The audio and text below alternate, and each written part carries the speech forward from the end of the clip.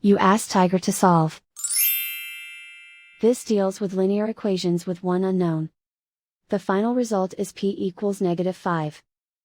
Let's solve it step by step. Isolate the p. Divide both sides by -4. Cancel out the negatives. Simplify the fraction. Move the negative sign from the denominator to the numerator. Find the greatest common factor of the numerator and denominator. Factor out and cancel the greatest common factor. And so the final result is p equals -5.